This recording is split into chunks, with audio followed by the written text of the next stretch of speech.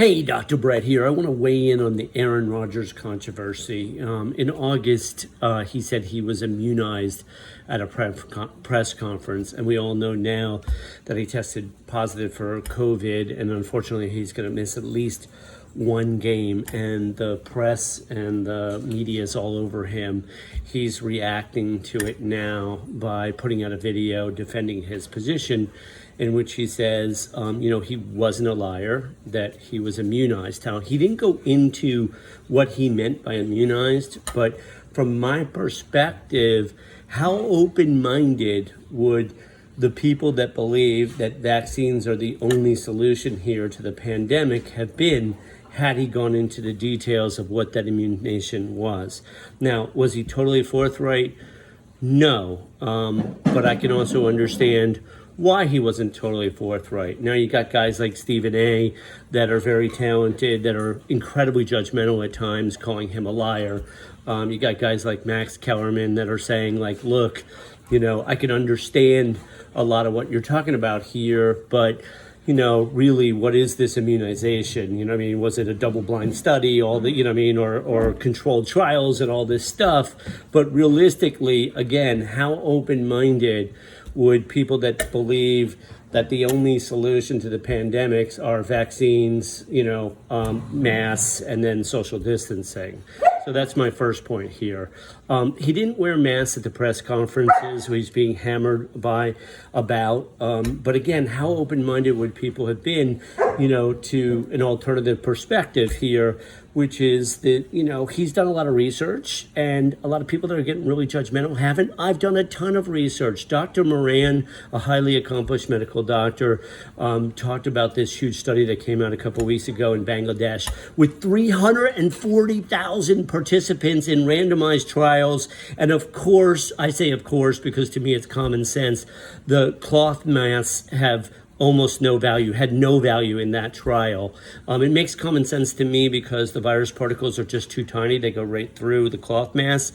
And then the surgical mask had like a 10% value in terms of preventing infection, again, a 10% benefit from preventing COVID for surgical masks in this huge randomized study. Maybe Aaron Rodgers had read that study, but he doesn't want to get into this thing. Now he's sort of forced to because he's in a position where he's being so criticized. He said he was allergic to one of the ingredients in the mRNA vaccines, the Moderna and Pfizer. Well, some people are allergic to some of those ingredients, so we're going to believe him there. And he said he's concerned about the J&J vaccine because some of his friends and people he knew got, really sick. He didn't know anybody died from it, but they got really sick. Well, I got really weird symptoms from the J&J vaccine. I had really 2 days of throbbing veins. It was so disconcerting. I've never had symptoms like that in my entire life.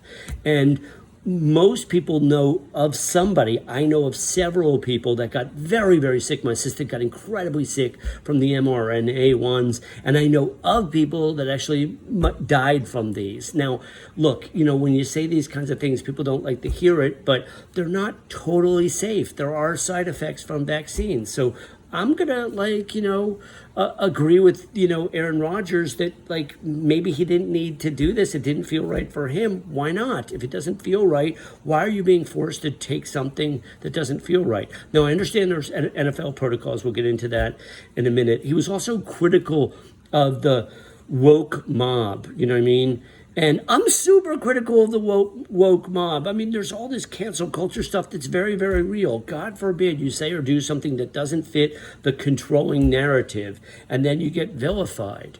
The NFL clearly on some level knew what was going on here because he made a petition, to get exemption here because he wasn't, under their vaccinated status. So they were aware of this. He was, again, immunized. He's at these press conferences, right? And again, he went to a Halloween party and people are super critical of that. One of his arguments is that, look, if you're vaccinated, what are you so worried about, right? And the audience in the press conference was clearly vaccinated. So again, that's, a perspective that, I can't particularly disagree with, right? The purpose of the vaccines isn't necessarily to prevent, a transmission, right? It's to help people, not get sick or definitely not get hospitalized. That makes sense, and thank God for the vaccines, because they've helped a lot of people stay out of hospitals, especially people that are vulnerable,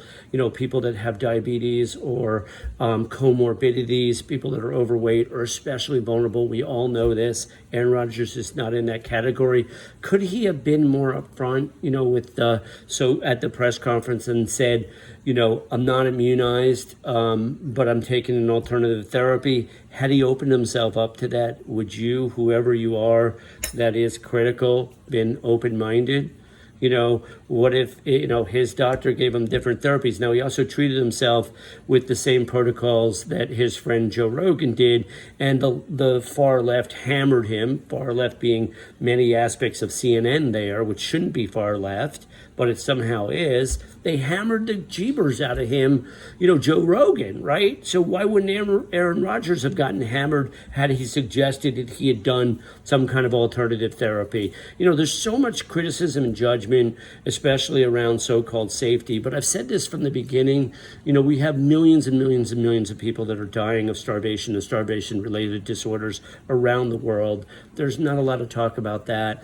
We've got 70, 80, 90,000 people a year dying of drug overdoses. We've got people that are dying in homicides. We've got people that are, dying of cancer and heart disease. Medical error kills 400,000 to 500,000 Americans every year. There's no real talk of what I would consider a pandemic there. It's devastating how much something that's preventable, like medical error, causes, so much harm in our society. It's why so many lawyers are in business, right? So, the other last point here is that he also got COVID from vaccinated players. So there are people, he might have wound up with COVID anyway had he been vaccinated. So again, could he have been, a little bit more upfront here? Did he take some risk by not, following the standard? There are other quarterbacks that, didn't do it as well. Kirk Cousins, I think Carson Wentz, they decided to opt out, and then they go through all these, tests and stuff. And as far as I know, Aaron Rodgers followed almost all the protocols except for the Halloween party and wearing the masks at the press conference. And his argument again was that the people in the audience were all vaccinated. I'm not giving him a total pass here, but I am, from my perspective, trying to help, put this thing in perspective. What he did wasn't so egregious.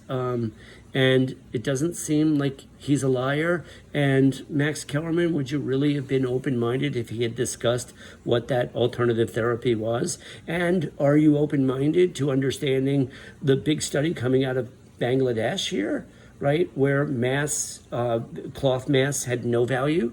There was a Danish study that came out that showed pretty much no value as well, but it was a smaller study. This one was a gigantic study with randomized trials. You can look up Dr. Moran. He's real. He discusses it in detail. But the bottom line was that maybe surgical masks add 10% value, right? Now, is that something? Could that save lives? Potentially.